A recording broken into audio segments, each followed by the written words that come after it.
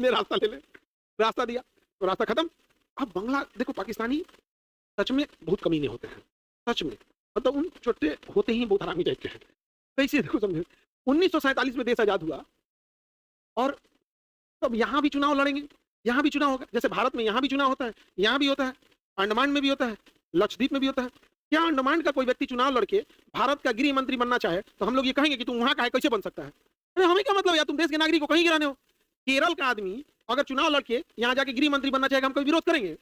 भाई कोई भी कहीं का बन सकता है। कर्नाटक से देवगौड़ा साहब प्रधानमंत्री बने, गुजरात से मोदी जी प्रधानमंत्री बने, उत्तर प्रदेश से सबसे ज्यादा प्रधानमंत्री बने, समझे कि नहीं? हम लोग कभी कहते हैं, लेकिन ये पश्चिमी पाकिस्तान वाले इस पूर्वी पाकिस्तान को नीच बोलता था सब। क्या बोलता था सब? नीच, और बहुत बुरा बोलता था।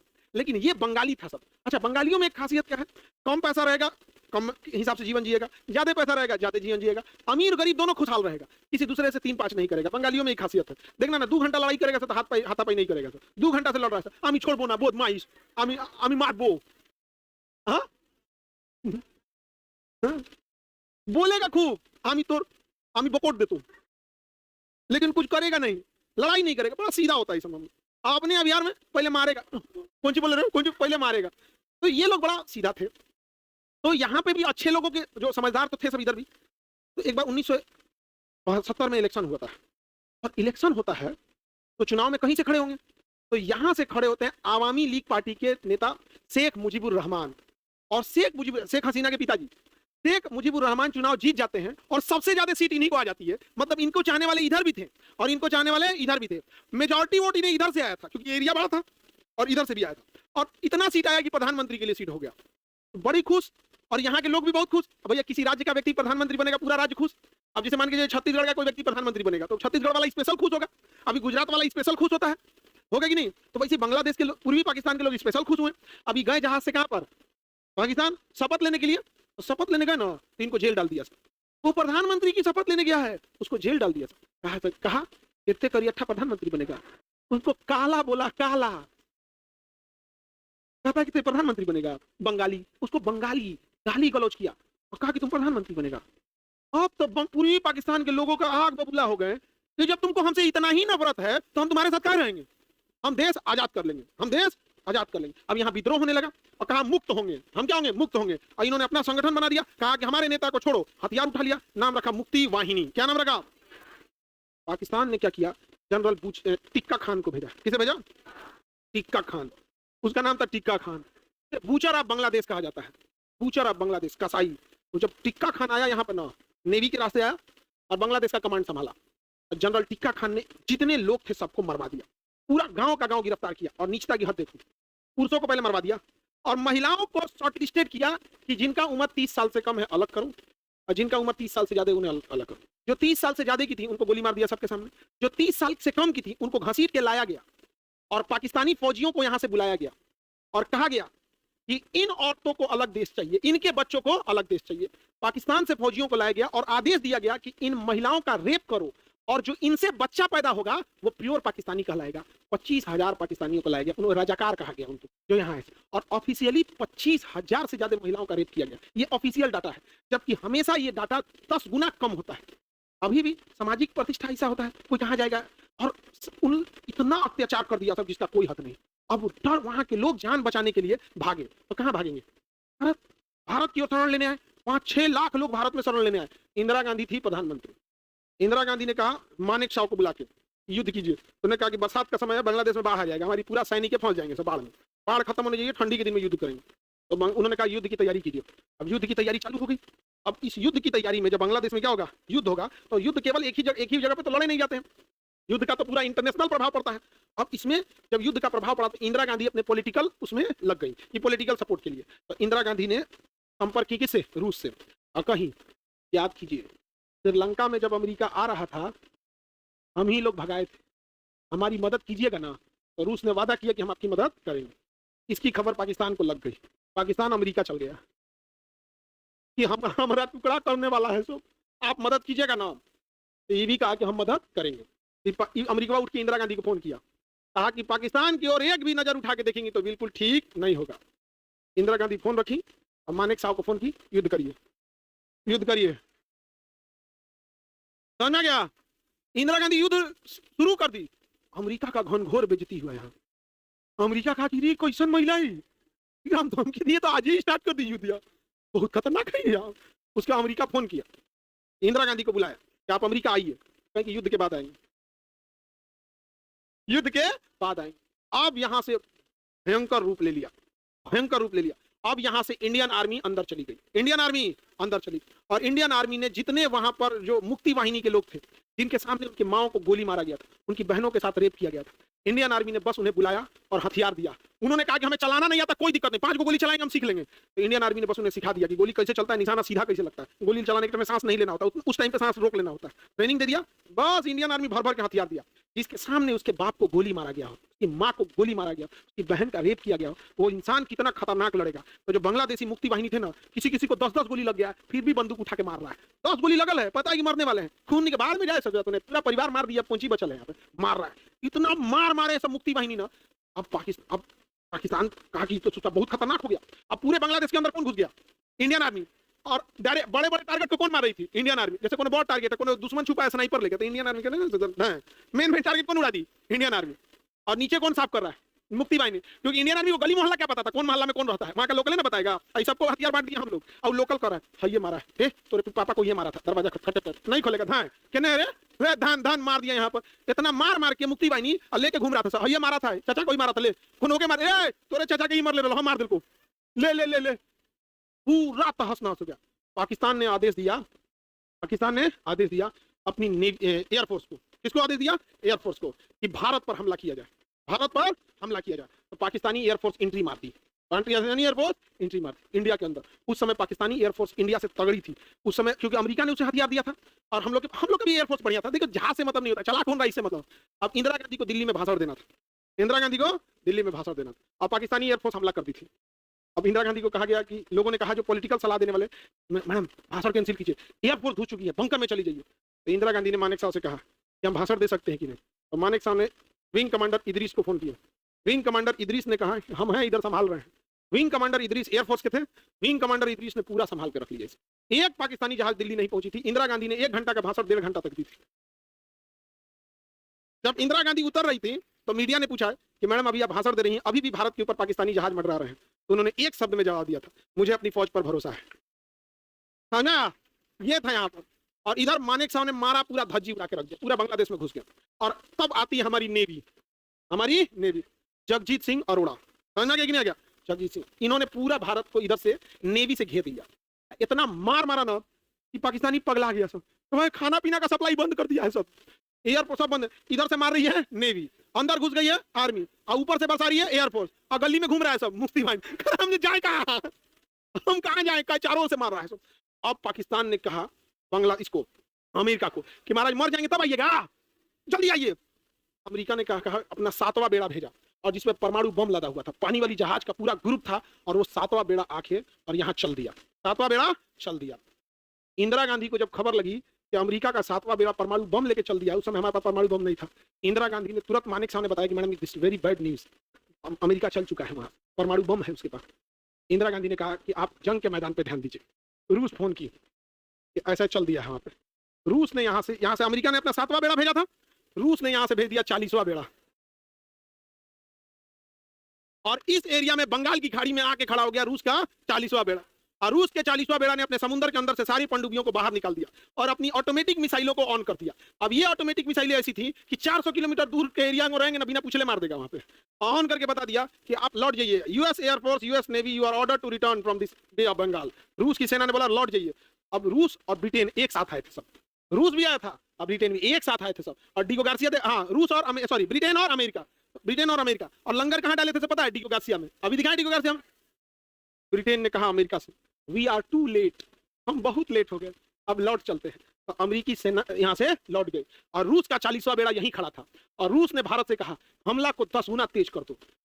भारत में इतना मार मारा, वहां के राज्यपाल को फोन किया, अपना घर खाली कर दीजिए, हम मिसाइल मारने वाले हैं। वो घर खाली किया, गेट से बाहर गए थे तो मिसाइल मार दिया, कहा कि देखिए हम चाहते तो आपको ही मार सकते थे, आपको बता के मारे हैं ना, हम हिंदुस्तान वाले हैं, छाती पे वार करते हैं, सामने से, पीठ पीछे हम नहीं मारते। और आज भी हम पाकिस्तान वालों से कहते हैं, याद रखो पाकिस्तानियों, जब तुम रात में सो जाते हो ना, हमें पता है कि कोई तुम्हारा बच्चा स्कूल ना जाए, कोई तुम्हारे छोटे बच्चे सड़कों पे खेले नहीं, कोई दुकान लगाने वाला गरीब इंसान कहीं दुकान से लौट रहा होगा, कोई मजदूरी करके लौट रहा होगा, उस समय भारत हमला कर देगा तो एक मासूम इंसान मर सकता है। इसलिए हम लोग रात में हमला करते हैं, और हम लोग हमला किसी के घर पे नहीं करते हैं, पिन पॉइंट एक्यूरेसी से मारते हैं उसके आर्मी बेस के ऊपर यहाँ पर। और जिस दिन लगेगा बहुत पावरफुल है, बोल देना हम लोग हीरा मंडी वाले को भी उड़ा देंगे। शाहबाज शरीफ पाकिस्तान वाला हीरा मंडी का दलाल क्या बोलेगा यहाँ पे। अब आर्मी क्या हो गई, घेर ली, नेवी क्या की बड़ मार मारी इन लोगों को। लेकिन इसी बीच पाकिस्तान अमेरिका ने एकदम घातक चाल चला था, एक पानी के अंदर हमला करने वाली पनडुब्बी दिया था पाकिस्तान को, पीएनएस गाजी। और पीएनएस गाजी इतना खतरनाक था कि पानी के अंदर रहता था और जाके मार सकता था हमारे सबसे बड़े विमान वाहक बोट नेवी के विक्रांत को। और हमारा नेवी का विक्रांत अगर उड़ जाता ना तो तहस नहस हो जाते हैं, क्योंकि वो 1 किलोमीटर लंबा जहाज था, आधा किलोमीटर लंबा, और उसके ऊपर एयरपोर्ट था, वो पानी वाली जहाज के ऊपर एयरपोर्ट। तो हमारी लड़ाकू जहाज उस पे उतरती थी और वहां से समुद्र से उड़ान भर भर के मारती थी किसको, बांग्लादेश। बांग्लादेश का चारों ओर से आ जाता है सभी सब। अब हमारे विक्रांत को मारने के लिए चल दिया था पाकिस्तान से कौन, पीएनएस गाजी। लेकिन एक गड़बड़ हो गया, पीएनएस गाजी ने यहां से जब मालदीव क्रॉस कर रहा था तो उसने एक लुब्रिकेंट की बात की थी कि हमारा ये लुब्रिकेंट लीकेज हो रहा है, और वो लुब्रिकेंट केवल पनडुब्बी में यूज होता है। इंडियन नेवी समझ गई तो तुम्हें पनडुब्बी चल दी है, पीएनएस गाजी चल चुका है, और पीएनएस गाजी अगर चल दिया था तो हमारा विक्रांत को मार के गिरा देता, और हमारा विक्रांत डूबता तो उसके साथ साथ 40-50 एयरपोर्ट के जहाजें उसके ऊपर थी, इतनी नेवी गिरती। और किसी भी देश का रीढ़ बोला जाता है विमान वाहक पोत, वो गिरने का मतलब सेना का मनोबल टूट जाएगा। तो हम लोगों ने आईएनएस विक्रांत को क्या कर दिया, छुपा दिए। आईएनएस विक्रांत को क्या कर दिए, छुपा दिए, बंगाल की गाड़ी में छुपा दिए। और इधर पाकिस्तान से चल दिया था पीएनएस गाजी, अब बंगाल की खाड़ी में घुस गया पीएनएस गाजी। अब पीएनएस गाजी को मारने की क्षमता थी आईएनएस राजपूत में, एक जहाज थी आईएनएस राजपूत। आईएनएस राजपूत का इंजन खराब था, आफत हो गया यहाँ से। अब उसका इंजन में मेंटेनेंस चल रहा था, अब वो खड़ा था विशाखापट्टनम में। कहाँ खड़ा था, तो इंडियन नेवी ने चाल चला, कहा कि क्यों ना हम पीएनएस गाजी को ही विशाखापट्टनम में बुला ले। कहा कैसे, तो इंडियन नेवी ने चाल चला, विशाखापट्टनम में हल्ला कर दिया। 1 लाख अंडा चाहिए, 1 लाख अंडा, 2 लाख लीटर ये दूध चाहिए, फल चाहिए, ये चाहिए। विक्रांत आ गया है, विक्रांत आ गया है, विक्रांत आ रहा है। विक्रांत पानी वाली जहाज 1 किलोमीटर, उसमें 10-15 हजार फौजी रहते हैं, और एक बार में 6 महीने का राशन रखता है, ससुरा खाली कर देता है। तो पूरा ऑर्डर लगा दिया गया, इंडियन नेवी खरीद ली कितना, तो 2 लाख के लिए आलू। कहा हो गया आलू खत्म, अरे यार सब विक्रांत आ गया ले गया, विक्रांत आ गया ले गया, पूरा हो गया। और नेवी खरीदती है थोड़ा ज्यादा पैसा देती थी क्योंकि उसको जरूरत चाहिए और ये ग्रेड चाहिए। सब पूरा विशाखापट्टनम में हल्ला हो गया, विक्रांत आ गया, विक्रांत आ गया।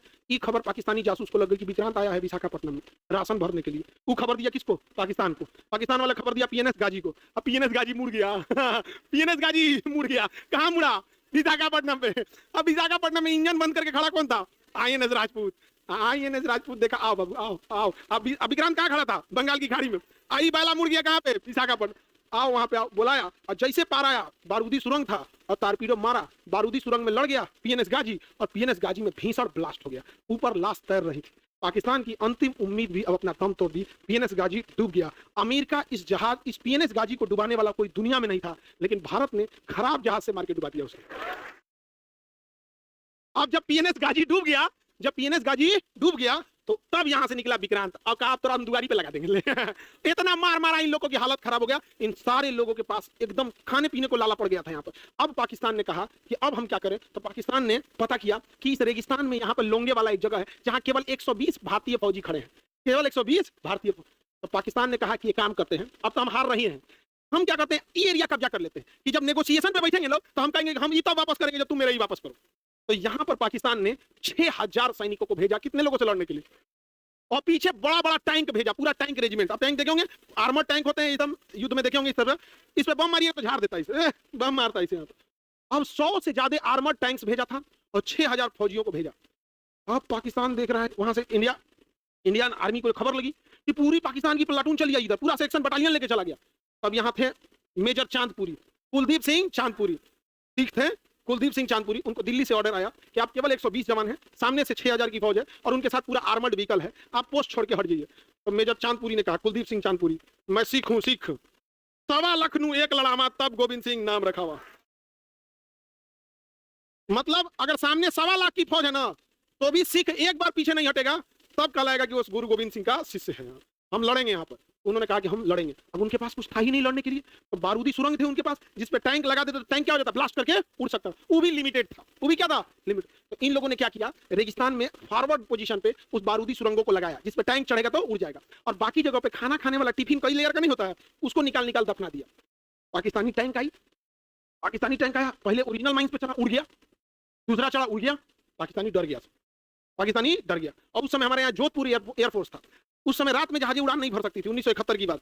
ये सब सोचा सर रातें भर में कब्जा कर लेंगे, लेकिन इन्होंने बस 3-4 को बारूदी सुरंग बिछाए थे और 3-4 उड़ गया, बाकी पाकिस्तानी डर गया। टिफिनमा को बारूदी सुरंग समझ के रात भर निकल रहा था, ये बैलाकुली रात खत्म कर दिया सर। जब भोर हुआ ना, कहा से सुधराई तो टिफिन रे हमला करो। अब इधर से मेजर कुलदीप सिंह चांदपुरी, इन्होंने कहा इधर से भी हमला करो। अब पूरी इंडियन आर्मी महज 120 वहां 6000 मार के सुला दिया सब। लेकिन तब पाकिस्तानियों ने कहा सेना पीछे हटो, टैंक आगे ले आओ। टैंक के पीछे पाकिस्तानी छुप गए सब, हमला करना। अब टैंक पे कुछ असर नहीं करता, बम मारेंगे उड़ जाएगा, झाड़ देगा जब बम मारेंगे। अब आर्मी क्या करे? लेकिन अफसोस की बात है कि सुबह हो चुकी थी और जोधपुर से एयरफोर्स चल चुकी थी। तब तक एयरफोर्स आई, इतना बम्बार्डमेंट की कि टैंक के अंदर से निकल के टैंक छोड़ के भाग गया सब पाकिस्तानी सब, टैंक छोड़ के भाग गया सब। और महज 120 जवानों को ये लोग नहीं हरा पाए पूरे टैंक के साथ। और इधर इंडियन आर्मी पूरा बम्बार्डमेंट कर रही थी और यहाँ पे पूरी इंडियन आर्मी घेर ली चारों से। तो मानिक साहब रेडियो पे आए और उन्होंने कहा कि आपके साथ एक फौजी की तरह सलूक किया जाएगा, आप सरेंडर कर दीजिए, आपका देश हार चुका है, घुटने टेक चुका है, आपको इज्जत से घर लौटने दिया जाएगा, परिवार के साथ खुश रहिएगा, नहीं तो इंडियन आर्मी घेर चुकी है, 2 दिन का मोहलत देते हैं, आप सरेंडर कर दीजिए। 2 मिनट बाद सरेंडर कर दिया सर। जानते हैं कितना सरेंडर किया? 93,000। कितने फौजियों ने सरेंडर किया? और इधर हम लोग के कितने थे? इस 120 को आदेश था कि पीछे हटो, लेकिन नहीं हटे थे। और इनको था कि लड़ो, लेकिन 93,000 सरेंडर किए थे। बाप होता है। 93,000 फौज ने क्या किया था? सरेंडर किया था। इन 93,000 को ये स्टार नोच दिया गया, उनका बेल्ट हटा दिया गया, हथियार ले लिया गया, सरेंडर किया। और हम लोगों ने उनको लाए, फिर बांग्लादेश को आजाद किए और पाकिस्तान से कहें कि तुम लिखो कि बांग्लादेश तुम्हारा नहीं है। पाकिस्तान लिखा आज के बाद बांग्लादेश मेरा नहीं है। और तब शेख मुजीबुर रहमान को लाया गया और शेख मुजीबुर रहमान पहले प्रधानमंत्री बने बांग्लादेश के। और बांग्लादेश का राष्ट्रीय गीत रविन्द्रनाथ टैगोर ने लिखा, अमार सोमार बांग्ला। समझा कि नहीं गया? अमार सोमार बांग्ला। और तब जाके यहाँ पे रखा गया। इस युद्ध ने दिखाया कि हम एक थे। भारत मेजॉरिटी में, यहाँ देखिए हमारे यहाँ हर धर्म के लोग हैं, लेकिन मेजॉरिटी जो सेना लड़ रही थी वो हिंदू धर्म की थी, मेजॉरिटी सेना। लेकिन सेना का नेतृत्व करने वाला मानिक साहब पारसी धर्म का था। जब एयरफोर्स आई थी तो रोकने वाला विंग कमांडर इदरीस मुस्लिम थे। जब नेवी हमला की थी इधर तो जगजीत सिंह अरोड़ा सिख थे। और जब पाकिस्तान सरेंडर किया, इन 93,000 सैनिकों से साइन कराने के लिए गए थे जनरल जैकब यहूदी थे। हर धर्म के लोगों ने एक साथ लड़ा। जब हम सब एक थे तो इतिहास क्या, हमने भूगोल बदल के दिखा दिया है। लेकिन आज जरा सोच के देखिए, किसी को अपन जात पे घमंड है, किसी को अपने धर्म पे घमंड है। अलग अलग रहोगे तो बिखर जाओगे। देखिए इंडियन आर्मी की पावर, आर्मी, एयरफोर्स, नेवी, सबने अपना योगदान दिया है। समझ में आ गया यहाँ पर? लेकिन आज तो नहीं। आप अच्छा तब हैं जब आप दूसरे को ज्यादा गरिया रहे हैं। ये स्थिति हो गया है। बांग्लादेश को तोड़ दिया गया, किससे? पाकिस्तान। और आज कहिएगा कि चिकन ने चौड़ा करने के लिए तो इतना आसान है, इतना आसान है। तो आसान था? अरे परमाणु बम मारने आया था अमेरिका, मार देता कि नहीं मार देता वो बात की बात है, लेके आया था ना जी अमेरिका। और लोग कह रहे हैं कि ईरान अमेरिका से टकरा रहा है, ईरान अमेरिका से टकरा रहा है। अरे हमने उसको टकरा के भेज दिया है, वापस भेज दिया। युद्ध जब खत्म हो गया, पाकिस्तान की मान्यता मिल गई। जब पाकिस्तान बना तो सबसे पहले उसे मान्यता भारत देने जा रहा था। तो रूस ने कहा कि बांग्लादेश को, रूस ने कहा आप दीजिए, दिक्कत कौन और देश से दिलाइए। तो हमने भूटान को बोले आप मान्यता दीजिए। भूटान का आप जहां साइन करने को बोले, हम तो कहते हैं पाकिस्तान हो आप ही क्या। आपको पता है भूटान की सुरक्षा हम लोग करते हैं, भूटान की आर्मी की सुरक्षा, भूटान की जिम्मेदारी किसकी है? हम लोग की। भूटान में कौन आर्मी है? Indian army. तो भूटान ने क्या दे दिया? मान्यता दे दिया कि बांग्लादेश एक स्वतंत्र देश है। फिर भारत ने दे दिया, फिर रूस ने दे दिया, और धीरे धीरे क्या बन गया? बांग्लादेश का निर्माण हो गया। युद्ध खत्म हो गया तो इंदिरा गांधी गई थी अमेरिका में। और अमेरिका में जाके अमेरिका के संसद में बोली थी कि भारत एक संप्रभुत्व संपन्न राष्ट्र है, हम अपने डिसीजन लेने के लिए स्वतंत्र है। कोई देश हमें यह ना सिखाए कि हमें क्या करना चाहिए क्या नहीं करना चाहिए। बगल में खड़े थे उसके राष्ट्रपति, अमेरिका के राष्ट्रपति बगल में खड़े थे। जब इंदिरा गांधी लौट के आई तो भारत में उन्हें खिताब दिया गया आयरन लेडी का। कौन सा खिताब दिया गया? आयरन लेडी का। लेकिन इंदिरा गांधी को ऐसा लगा ना कि वो कुछ भी कर सकती है, उन्हें लगा पूरी दुनिया जीत सकती है, तो देश में इमरजेंसी लगा दी। देश में क्या लगा दी? अब जैसे इमरजेंसी लगा दिया जाता है, आप सरकार के खिलाफ बोल नहीं सकते हैं, बोलेंगे तो जेल चल जाएंगे। क्योंकि जो देश अमेरिका को हरा के जो प्रधानमंत्री घूम रहा हो और बांग्लादेश को हराया, उस पर थोड़ा घमंड नहीं आ जाएगा? इनको आ गया घमंड और देश में लगा दी इमरजेंसी। कोई इनके खिलाफ बोलता था तो जेल, कोई इनके खिलाफ बोलता था तो जेल।